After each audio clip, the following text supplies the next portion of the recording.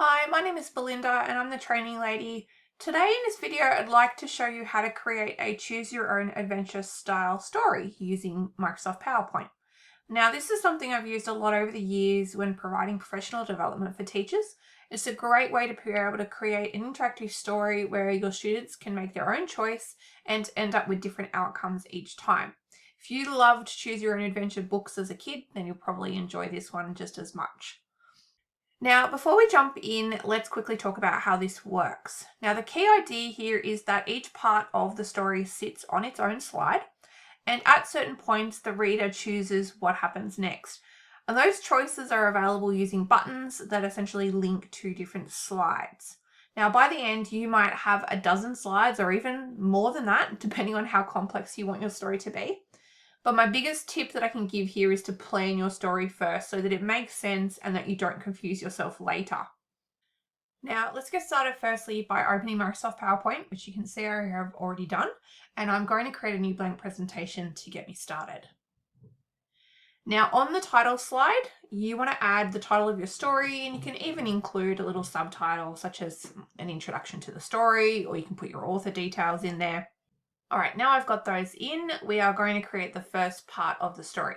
So the first thing I want to do here is insert a new slide. Now you have two ways of doing this. You can go to the Home tab on the ribbon and click New Slide, or you can press Control M for more on your keyboard, and that will also put in a new slide for you.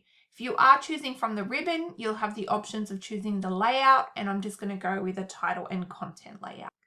Now, at the top of this slide, I'm going to put in essentially a chapter heading. It will give my reader an idea about what this part of the story is, and it will also help you to keep track of which slides have what content on them as well. Now, in the main text area on the slide, you'll see a text placeholder, and by default, Microsoft PowerPoint always wants to make these bulleted points. Now, we don't really want this for storytelling, so I'm going to click into the text box or placeholder, and then from the Home tab, I'm going to turn my bullet points off. So just click on that and it will turn off my bullet points. Now you can go ahead and type in the opening paragraph or 2 or 3 of your story. And this first section should end at a point where the reader needs to then make a decision or a choice of what happens next. Okay, so now I have the first part of my story in. And the next thing I need to do is create slides for the first 2 sets of choices that I want to give my readers. So again, I'm going to go and add in another slide. And again, you can use the ribbon or you can go with the shortcut. And I'm going to go new slide here. And again, I want to put in some type of title to give a bit of an idea again about what this choice might be for. Once you have the title in for the first choice you want to provide, then go ahead and repeat the process to remove bullet points from the text placeholder and then pop in the next part of your story. Now that I've got the slide for my first choice, I'm going to create one more, which will be the option for my second choice. So now I have my second choice set up. Remember to give it a little bit of a different title. The titles for these slides, as I mentioned, will help you identify which slide sits within the rest of the storyline, and so that it makes it a little bit easier to link to these slides as well. Now at this stage, you should have one slide where the user must select an option, and then you would have 2 slides that show those different results from those choices. So I have slide 3 is my first choice option, slide 4 is my second choice option. Now we want to make the story interactive. So I'm going to go back to slide 2 where we wrote the opening of the story, and this is where the user will need to make a choice. And we're going to insert some shapes here that the user will be able to click on to make their choice.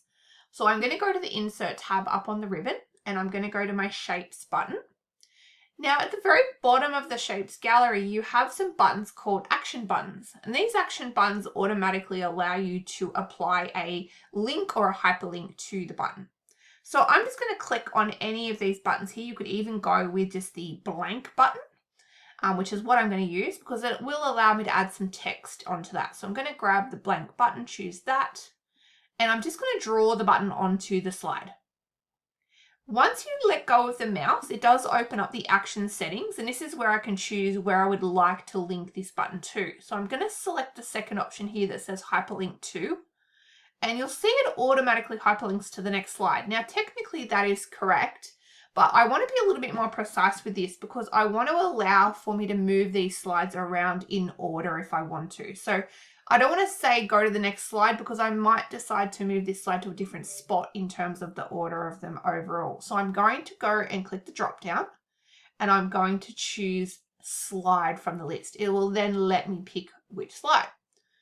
So from the slide titles, you can see slide 1, 2, 3, and 4. I'm going to choose that this button will take my users to the chapter 1 preparations begin slide.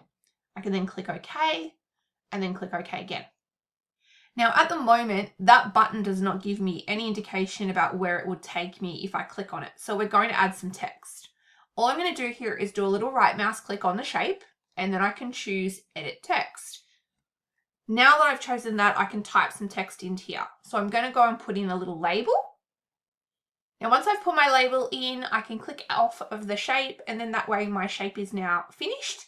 But now I need to repeat this process for the second option of this part of the story. So I'm going to repeat the process again by going to Insert, going to Shapes and choosing that blank action button. Again, I can draw that onto the screen. I can choose to hyperlink it to, and I'm going to specify a specific slide. And I want to link this one through to chapter 1, another surprise. And then I can click OK. Click OK again. And again, there's no label, so I'm going to right mouse click on that and choose edit text. All right, that's my 2 action buttons created. We can obviously go in here and do things like make these the same size if I want to. I can also change the background colors. And all of that can be done by selecting the shape and going to my shape format tab. I can then pick different colors here from the shape styles. And I also have the option of changing the sizing so they are consistent. I might go in here and say that I'd like the height to be 2.4 centimeters and my width to be 8. And then I can go and repeat that for the second button. I can click that second action button. Again, choose a different color if I want. And then I can go 2.4 and 8. There we go. So they're now matching, same size, same height. They all look a little bit more consistent now. Now from here, we just need to repeat the same process for as many options as we want to provide throughout our story. So I probably need to now go to my chapter 1 preparations begin slide. And here I would want to put in 2 extra options. What do I want them to be able to choose from once they've read this part of the story? So you can see this can really grow the complexity of your story over time, especially with the more slides that you add in. And it is another reason why you do want to have this planned out so that you can keep track of which slides should go to where, and you want to make sure that your story keeps in context and makes sense by the end of it. So I'm going to go ahead and quickly add in a few more options in my story. Now, the next thing we want to do is test that our story works. So all I'm going to do here is press F5 on my keyboard to start my presentation from the first slide. And I'm just going to click from the first slide to go to the next. And what you'll see now is that my 2 buttons are little links. And if I click on the preparation begins button, that will take me to that slide. And then from there, I'm able to choose my next options as well. But one thing you'll notice is that at the moment, if you don't click on one of the choices, you can still click through the presentation. So it can go more of a linear presentation where I'm going slide 1, 2, 3, 4, 5. Now, I don't want people to be able to do that. I don't want users to be able to just move through and just read the slides in a random order.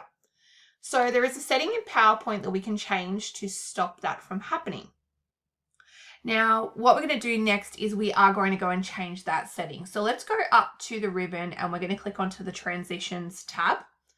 And what you'll see over on the right-hand side here is an area called Advanced Slide. And you'll notice at the moment that on mouse click is enabled. Now that is on for every single slide and means that you can move from one slide to another just by clicking the mouse anywhere on the screen. And we don't want to allow that. So I'm going to turn that setting off. And so that I don't have to then apply and make that change to every single slide, I'm just going to press the Apply to All button now. So that's going to stop people being able to use the mouse to just click through the presentation. However, there's one other setting that we've got here. because as well as the mouse, you can also use the keyboard. And just by clicking, for instance, the space bar, people can move through slides. So we're going to go and change one other setting. So we're going to click onto the slideshow tab on the ribbon, and we're going to click in Set Up Slideshow. Now, there is technically a type of show called a kiosk, and that means that essentially it disables a lot of the navigation in terms of using the space bar or anything like that to move through. So I'm going to choose Browse at a Kiosk. Right, that will disable that extra setting for me. And then I can click OK. Now, if we try this again and we go back and press F5 to run the slideshow again, you'll notice that clicking the mouse does not work, and using the keyboard to press the space bar also does not move me through. So the only thing we're stuck with now is there's no way for our users or our readers to get from slide 1, which is just an introduction with the title, to slide 2 that actually has the start of our story. So we need to provide a little button to move our user through to that first story slide. So I'm just going to exit out of my slideshow using the escape key. And what I'm going to do is on this first slide is I'm going to just put in a little action button via a shape. All right, so I'm going to go shapes.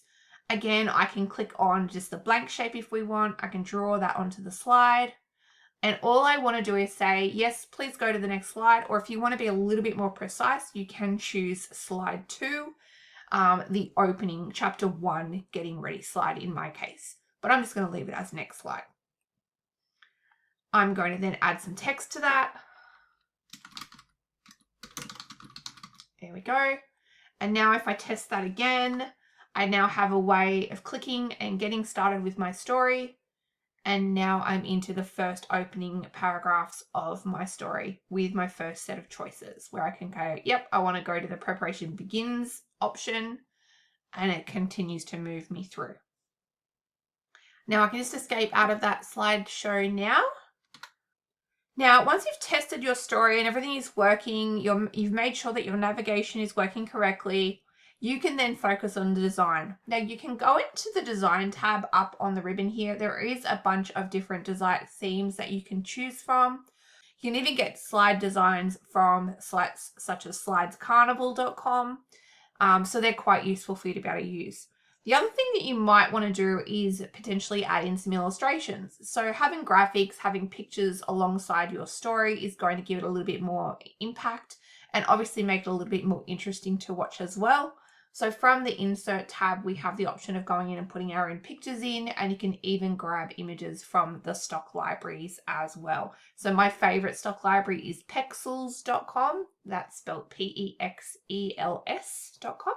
And you can grab some stock library photos from there as well. Now, lastly, you want to make sure that you save your file. Now, we want to save it as an editable PowerPoint because you may need to come back and edit the story or make some changes, or maybe you want to extend it a little bit further. So if I go up to my ribbon here, I can go to the File tab and press Save from there.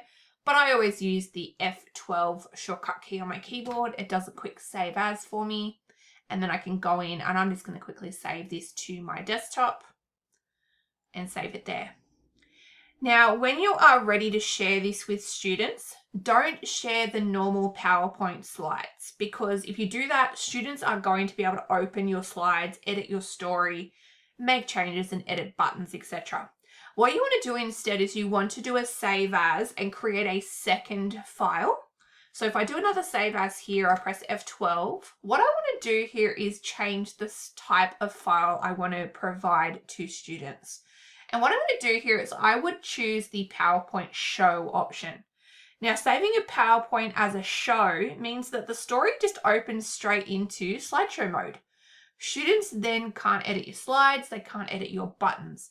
It makes it a much nicer and easier experience, and it creates that really nice interactive storybook that you really want to use. So I'm going to go ahead and save that as PowerPoint show, and then I can hit my save button on that.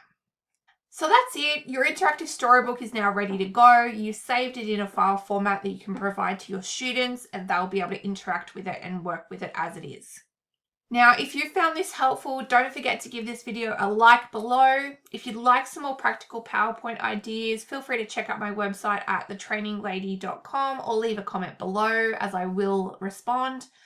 And if you obviously want to see more of my content, don't forget to hit that subscribe button. Otherwise, have a great day and hope this has helped you.